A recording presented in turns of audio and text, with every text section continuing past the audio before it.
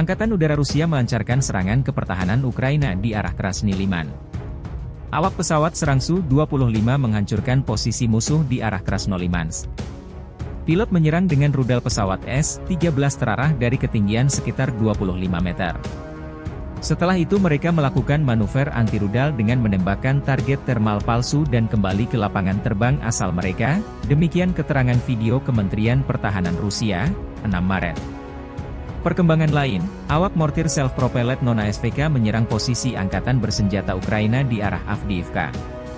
Awak mortir self-propelled dari Brigade Senapan Bermotor Gunung dari kelompok pasukan pusat menghancurkan pos komando dan ruang istirahat musuh. Di sini, personel formasi Ukraina yang mundur dari Avdiivka beristirahat.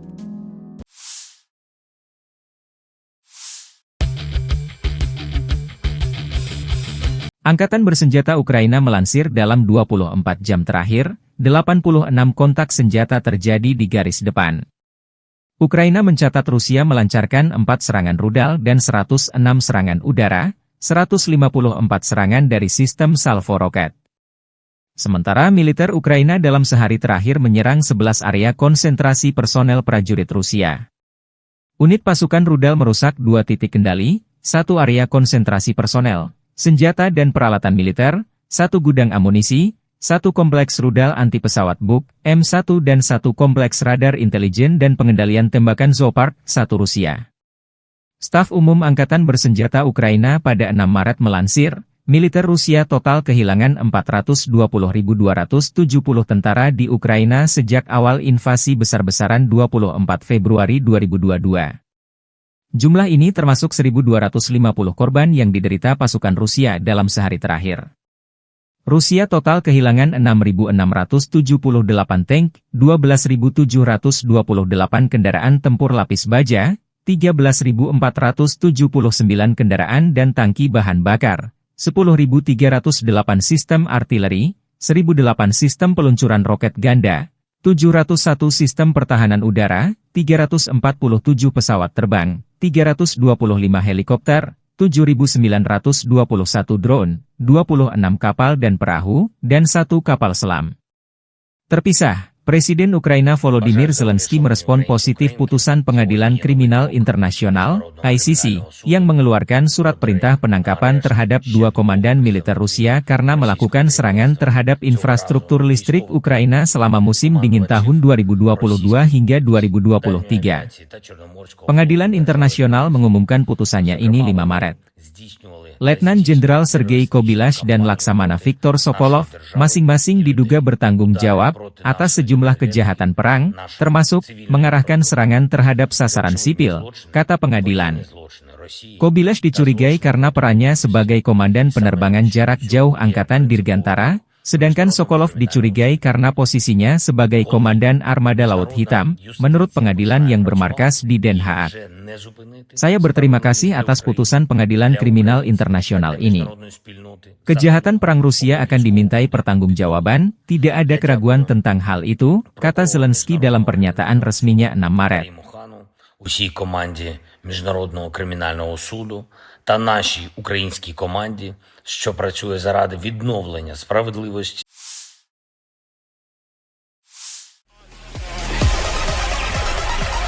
Media-media Rusia melaporkan 2 peluncur rudal kiriman Amerika Serikat ke Ukraina, HIMARS hancur di garis depan dalam 24 jam terakhir.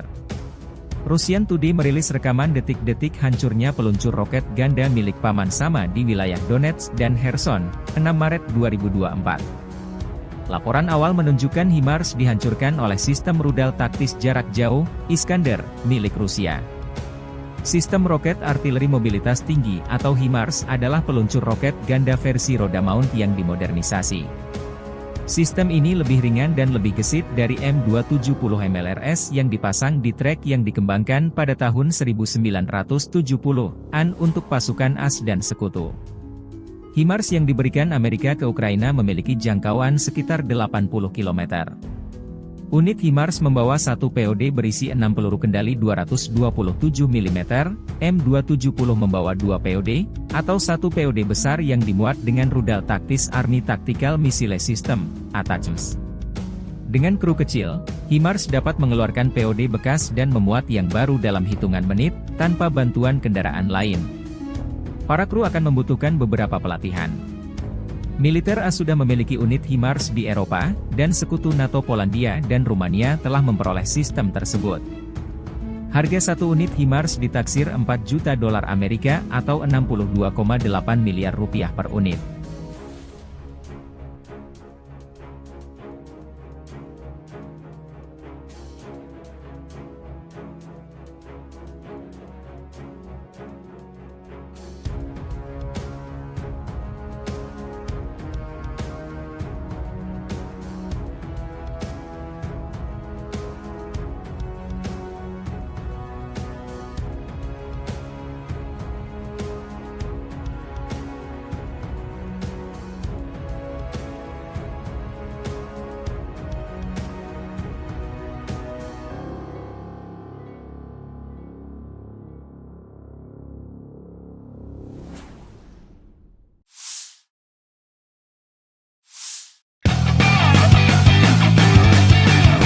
Militer Rusia merilis rekaman video penghancuran posisi pertahanan angkatan bersenjata Ukraina di dekat Halahanivka.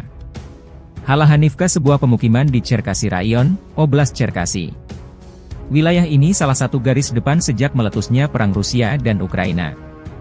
Pertahanan Ukraina dihancurkan oleh serangan rudal jarak menengah Iskander. Setelah tim rudal mendapatkan koordinator musuh, kru Iskander melancarkan misinya. Iskander adalah rudal balistik jarak pendek, penerus OK-SS-23 Spider, yang tersingkir di bawah perjanjian pasukan nuklir jarak menengah, infanteri. Iskander pertama kali diluncurkan tahun 1996. Rudal ini dianggap sebagai rudal paling canggih dari jenisnya. Pada 2022 hingga 2023, Belarus memperoleh beberapa sistem Iskander dari Rusia. Cina, Korea Utara, dan Korea Selatan memperkenalkan klon Iskander mereka sendiri. Sistem misil bergerak jalan Iskander dilengkapi dengan 2 misil balistik jarak pendek, yang secara signifikan meningkatkan daya tembak unit misil. Setiap rudal dapat ditargetkan secara independen. Rudal ini mampu mengenai target yang bergerak, karena koordinasi target dapat disesuaikan saat rudal sedang terbang. Iskander memiliki beberapa hulu ledak konvensional yang berbeda, termasuk klaster, peledak bahan bakar udara, penghancur bunker, dan pulsa elektromagnetik. Itu juga dapat membawa hulu ledak nuklir. Jangkauan tembakan maksimum adalah 280 km untuk Iskander versi ekspor yang diturunkan dan 400 km untuk versi Angkatan Darat Rusia Iskander M. Jangkauan minimum adalah 50 km. Pada tahun 2013 dilaporkan bahwa 5 jenis rudal telah dikembangkan untuk Iskander, dan 3 rudal lagi masih dikembangkan. Iskander dirancang untuk mengatasi sistem pertahanan udara.